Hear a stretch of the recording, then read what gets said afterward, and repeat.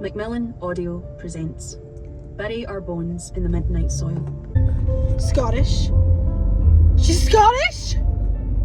Oh, I'm so in. Okay, so I just started Bury Your Bones in the Midnight Soil as I was on my way to watch Materialist, and I'm in the theater and there's nobody here, which is so amazing. And we have to talk about the first two chapters. I finished chapter 2 as I was getting out of the car, and I already love it. I've never read a V. Schwab book before, and if this is how she normally writes, then I will pick up another book after this. I think the way that she's characterizing this person is so interesting. She's just slowly laying out information about her, and she's really showing us and not telling us, which I deeply appreciate, allowing the characters to make choices and allowing us to sit with them and experience what their personality is as we go along in the story. I mean, I'm sure I'll have more to say about it as I keep reading, but even the lines that she drops at the end of a chapter to keep you going, like the very last line of chapter 2 is, little did she know she'd never see her family again. I suppose there's a world in which that's corny, but for me, I was listening to it and I was like, well, I certainly need more. I just need more. And I'm really excited because the particular narrator that I have for my audiobook has a great narration style and is flipping through these accents like crazy. And I'm sure I included the clip, but in the beginning there was a Scottish accent. So I'm like, are we gonna get a Scottish girly pop in here? And when? And can we have her now? Like, I need it expeditiously. So I'm just gonna hang out here. I'm really early, so I think I'm gonna pop in my headphones because I brought them with me and keep listening until the trailers start. I love it so far.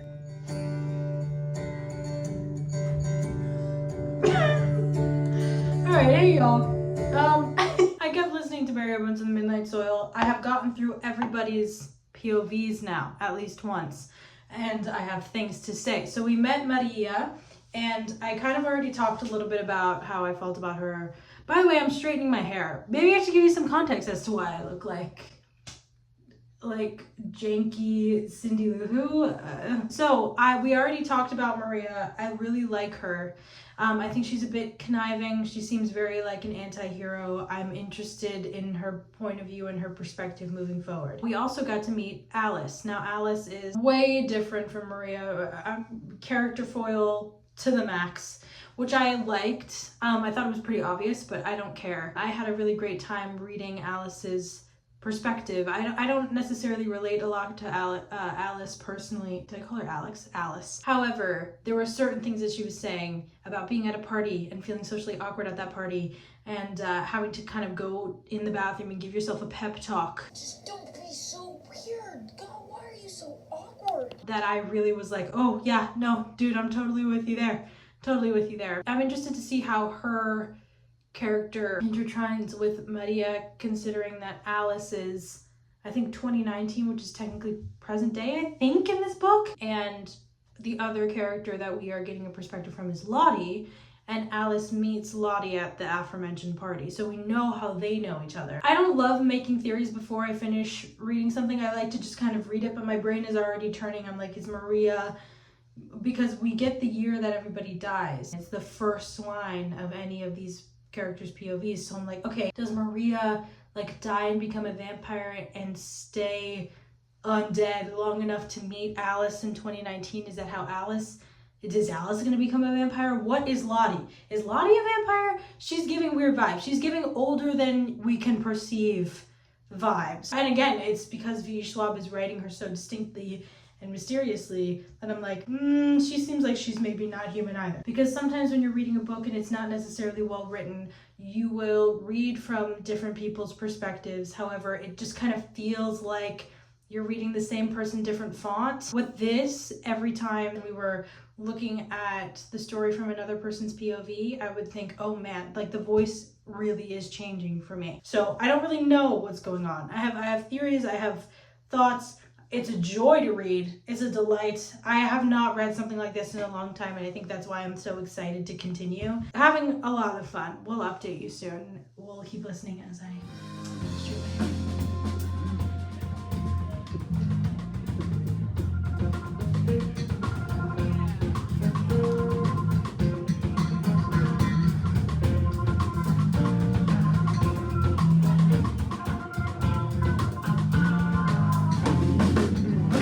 POV, I just listened to Maria talk about how... Okay, so let's talk about Andres for a second, because this is going to inform what I'm about to say. He is the stand-in for the way that women are treated, right? I'm going to turn the vent off. Andres is the stand-in for the kinds of men who existed in that time and who I think V. Schwab is trying to tell us still exists now, where he views Maria as an object, as a prize that he wanted, not as a person, right? He objectifies her in that particular way, and she meets his parents at this feast that's meant to be in her honor, but it's really just a celebration of Andres and his conquest of Maria. Like, look at this thing that I won. And his mom is trying to intimidate her, and she has such like a whip smart retort back.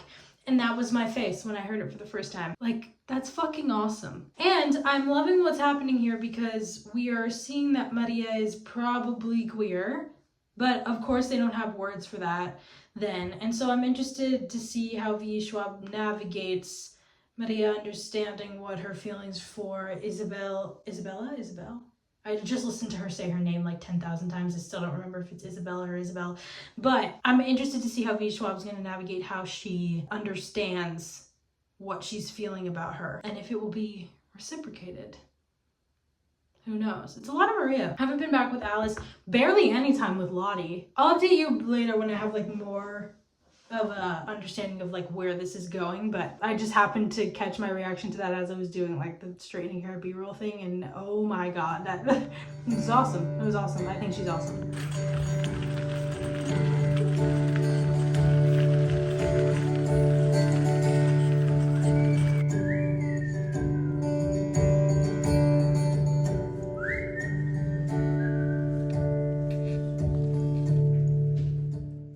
Okay, I'm filming and driving. My phone is propped up. This could be a terrible idea. Currently headed to the movies again. I'm constantly at the movies because I've never seen Brokeback Mountain, but apparently it's the 20th anniversary of the movie or something. So they're showing it in theaters. So I would like the first time I see it to be in theaters. I'm grabbing something to eat and I'm going to go see the movie. But I wanted to update you guys on my progress with Bury Our Bones. So I am currently at the point where Maria has kind of like had enough. Earlier, she had a moment. You know, I knew that was going to be a bad idea. I'm just going to update you when I stop moving.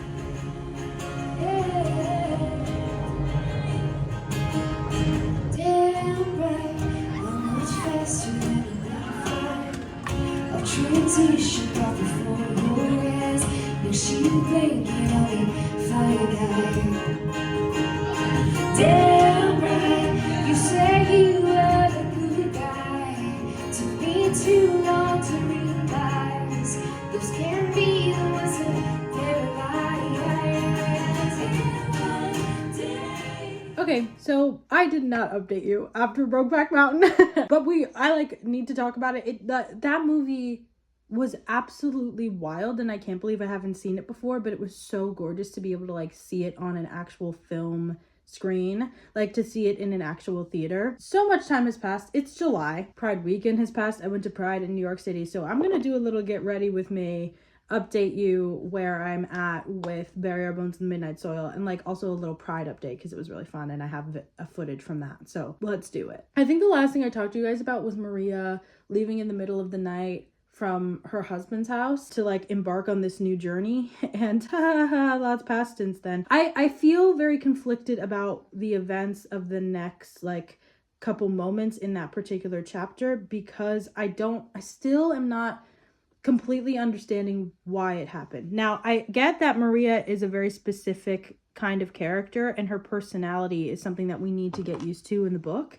because she's not a sympathetic hero. She's not. She's an anti-hero. And even though at the beginning I was like, oh, I love her, I think she's really interesting, I think her character is super fascinating, and I like that we're not with this like ingenue type or whatever, I still feel that way. It still takes a second to get used to the choices that she's going to make, because they're not ones that you would, unless you're like a psychopath, they're not necessarily ones that you would go to first. So the choice that she makes after she gets turned is interesting. And it wasn't even necessarily written as a choice. It was just kind of written as hunger. And that's something that we explore a lot in this book, like hunger and thirst. And it's something that vampires in general are constantly talking about, right? And Maria's particular hunger and thirst exists deeper in herself than other characters that we know in this book, and we've seen it already in how angry she is. And it makes sense that being a vampire would only amplify those feelings. I mean, most pieces of vampiric lore, especially like in modern day understanding of vampires, they're always like,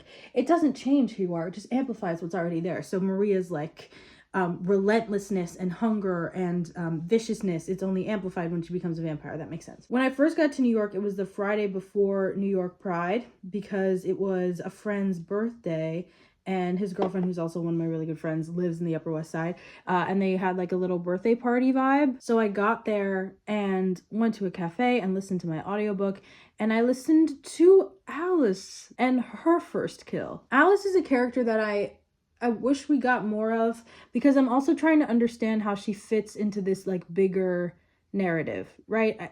I think we're supposed to think that Alice and Sabine, I guess now, are character foils, but we get so much more of Sabine than we do Alice, and a lot of what Alice is talking to us about is about Scotland, which I really, really like. We get her first kill, but we also get so much of her backstory with her sister, Chatty. I don't say it right. I'm listening to the audiobook, so I get to listen to somebody with a Scottish accent, and it's really making me so happy. I do think there's a certain repetitiveness to this novel that if I didn't hear different accents and intonations like reading it to me, I probably would have had a harder time getting through all of it. I want to know what happened to her sister. Maybe it was mentioned already and I didn't catch it, but it really seems like the way that she talks about her sister, it seems like she died.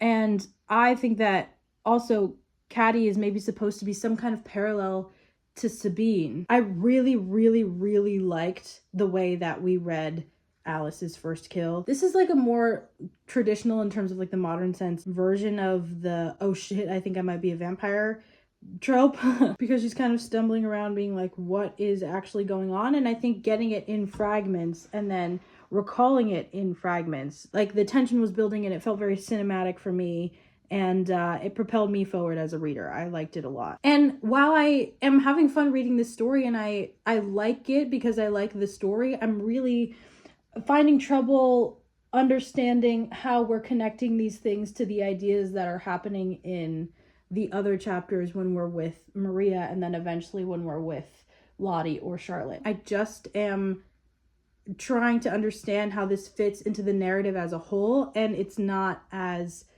clear to me. I will say I prefer reading Alice to Sabine because I think that the writing style for Alice is a little bit more my taste than the writing style for Sabine. So that was that day, and then I got to my friend's house and we had a little party, and I wasn't reading as much, but it was super fun, and we like went to their apartment and then went to this like bar arcade thing. What's up, YouTube?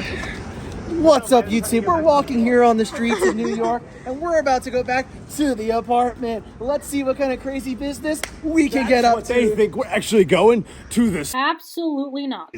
Oh my god. I don't know. We don't know him. He was just some random man we picked up on the street. I don't know. The next day, I took a train to New Jersey to meet up with one of my friends because she was doing like some headshots for me.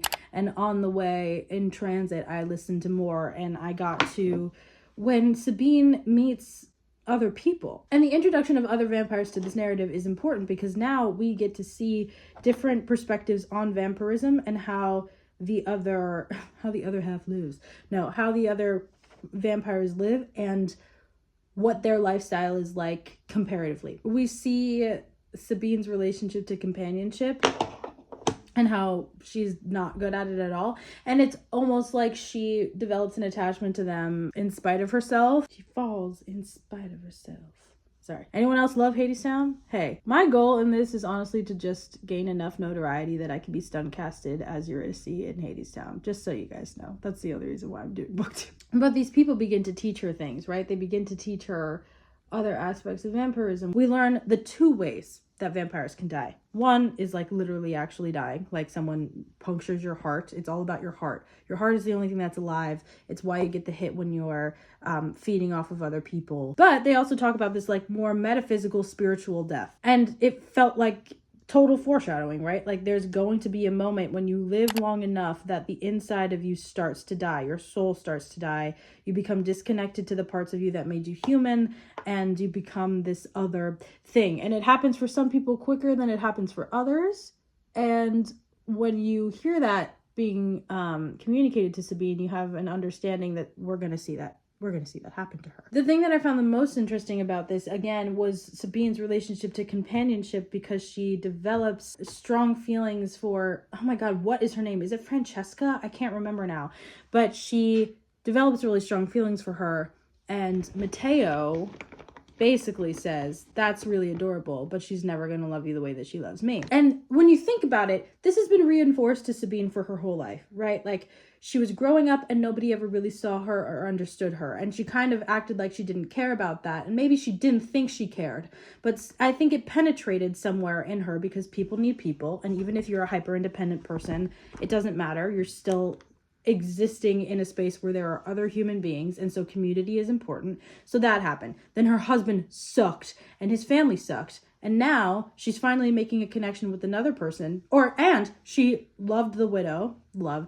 She had a deep connection with the widow. That didn't turn out very well, if you could recall. Then she's making a connection with this person, and that person already has a primary partner. So we're getting this reinforced in her life over and over and over again. And you kind of see that calcifying as she starts to calcify and get older. Then it was Pride. The day before Pride, I forgot to mention I went to the Angelica for the first time, which was so awesome. If you don't know what the Angelica is, it is an independent movie theater in New York, and it's super cool, and they do special events there all the time. And it was decked out to look like one of the sets from the Phoenician Scheme. It was cool. I saw Sorry Baby, which I highly recommend. Probably going to be one of my favorite movies of the year. So I have to watch it again when it has a wider release, but you should as well when it has a wider release. Pride was the next day. I met up with some friends. We had like a really great fun time.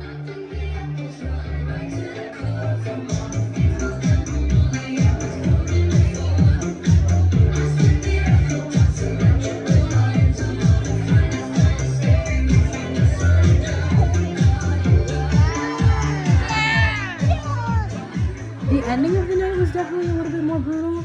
And I wound up staying at the Upper West Side again, but I had a lot of fun when I first got there. It's a lot of people and a lot of personalities. And once it starts to get dark, it's a place that I don't actually want to be anymore. I really loved being able to see people just be completely unapologetically themselves in open air. It was really awesome. There are places where it does happen, but in my immediate vicinity, in my neighborhood, that's not. No. It's mostly just retirees. And then we jump back to Alice, and she's made it her mission to find the person that did this to her. Sabine also meets other people along the way that have taught her other things. We get another kind of tropey relationship. And when I say tropey, I'm not saying that in a bad way. I like reading it. I think it's fine. We get another kind of tropey relationship dynamic between a vampire and a human, where the vampire is obviously staying the same and the human is aging. And again, we're learning about Sabine's relationship to companionship, where she is so frustrated by the fact that her vampire friend is completely hung up on this man when he's never going to be a vampire. It's not what he wants from himself. He will die. And Sabine is very frustrated with how in denial his partner is. Can you tell that I can't remember any of their names? I can never remember any names. Sabine is really frustrated with how in denial his partner is. And I think, again, it's because she does not have any kind of emotional vocabulary. She has nothing of the sort. So her affection or love is usually transmitted through anger or possessiveness. And she does love them. I think as readers, we can understand that she has developed a deep affection for these people and loves them, but she can't, I don't think that there's any way that she would ever be able to communicate that. And maybe it's a misnomer to call it love. Maybe it's as close to love as this particular person can get, being who they are, but that kind of tears her apart a little bit inside, because I also think it's grief that she's not dealing with. And again, it's just coming out as anger and frustration and sometimes cruelty. And I'm happy that I'm talking about this out loud now because I'm so much further in the book. And so we did see, like, the seeds were being planted, and we do see how they come to fruition in later chapters. So now that I'm like talking about it out loud, I'm like seeing the vision. I feel like the Always Sunny meme where I'm like pointing to the murder board and I'm like, oh wait, okay, actually, no, I get how we got there. But that's basically all I read that weekend. Thanks for getting ready with me. I'm basically done. I'm about to film a video actually, so I will see you on the flip of that. Hi. It's been a couple days. A lot of work and music. I teach music, and then I work at a place where I get to see a lot of music, and then my friends will play music out places. So it's just been a lot of cool music. We've unlocked a new place at my place of work. Look, I unlocked a new room. Very cool. I have completed Bury Your Bones in the Midnight Soil. Now, for the last little bit of the book, I honestly was like, is there a sequel? Because I don't understand how we're this far and nothing feels like it's happening in real time. Like, we're learning so much backstory, but we're not getting further in our present timeline. And I think that my like consensus on this book is, if you are a person who like really wants to sink into something and you're totally okay with like sitting in a lot of context and just existing in a world for a little while, and of course there's an objective, but that's more your speed, then I think you're gonna like this book. But if you're someone who doesn't really love the chapters of fantasy books where it feels like we're taking a detour from what's actually happening to like tell you a story, like what I'm thinking about is the chapter in The Mortal Instruments when we talk about like the werewolf's tale, and it's just like a whole big chapter about Luke, or in A Court of Thorns and Roses, where it's like a whole big chapter about that one female warrior, like things like that. Or even in like Twilight, when they start talking about, I mean, this is problematic, but when they start talking about like the indigenous stories around the campfire, and then we get like, I'm pretty sure it's like a one whole chapter about that. If you're not keen on those things, I wonder what your relationship to this book would be like. It's not exactly the same, but it does feel reminiscent of stuff like that. I didn't mind it at all. I can rock with no plot, just vibes, for sure. I will say the writing style for me got a bit repetitive, especially when we were in Maria or Sabine's point of view. I felt like her use of metaphor and simile were exciting to me at first, and then it kept happening so often where I was like, I feel like we could have maybe had a little bit of a heavier hand editing this. And also some of the ideas in terms of phrases were happening over and over. I understand that part of what this book is about is cycles. To me, this book felt a lot about cycles of abuse and trauma, and who are usually the perpetrators of that abuse and trauma, and then reclaiming your own identity or agency from all of that, but understanding that there was a cost to it. So we're dealing with a story that feels pretty cyclical in terms of what these people are going through, because the through line in all of it is that these three women were all in situations where they didn't feel like they had a lot of agency. Sabine and Charlotte maybe more so than Alice, but Alice still felt like she was in a bit of an oppressive situation at home with her sister. I don't know, maybe it's extreme to go that far, but Chatty just was not a healthy person to be around. The three of them felt like they needed to do something to surpass their physical circumstances and start new and fresh. I think my favorite parts of this book to read were Alice on her quest for answers, and the way that we got to see a little bit more into the community from the eyes of someone who is living in a modern day, so like living in a society that we can personally understand, and then stumbling her way through it. I think the exploration into different groups of vampires and how they live was really cool for me. So understanding how like the modern day vampire can go to a coffee shop and order their espresso with a little bit of blood in it, and like that's maybe how they sustain themselves, and you know, getting a sense that there's this like Bushwick-esque hipster vamp slash superhuman community. I thought that was really interesting and cool, and I like that. I like figuring out like what the third spaces for these vampires are. I think the choice to make them sapphic is pretty obvious, right? It's not difficult to see where V. Schwab might have been going when she decided to do that. Consider the patriarchy as like the oppressive structure, and then to consider women who have been affected by it and strike against that and instead lean into desire or hunger or thirst. So they're experiencing these emotions that are not necessarily conducive to the way that the like ideal female or whatever lives, and now we get to sit in that with them and see the consequences that it has on their life. We got a lot of Charlotte at the end of the book, which is one of the other reasons why I was like, I can't believe I'm almost done with this and I'm still in Charlotte's POV, like what's supposed to happen. But I thought that where she was coming from made for engaging tension, and there were moments in this book before that did this to me, but there was especially moments in Charlotte's particular point of view that felt very like gothic, vampiric, and very cool. So V. Schwab has this beautiful ability to like reel it in sometimes and give you like a really powerful, effective snapshot of something. So we get that in Charlotte's point of view, and the way that she kind of writes about what's happening without writing about what's happening. She writes around it, and you know exactly what the events were that took place, but instead of necessarily seeing it written all on the page, you just get this like sinking, horrific feeling that's triggered by the violence that these people are capable of. And I thought that those moments were so cool, and I really liked them. I thought they were tastefully done. I thought that they were like, it felt like she was really concentrated when she wrote those particular passages. I think if you read the book, you'll know exactly what I'm talking about.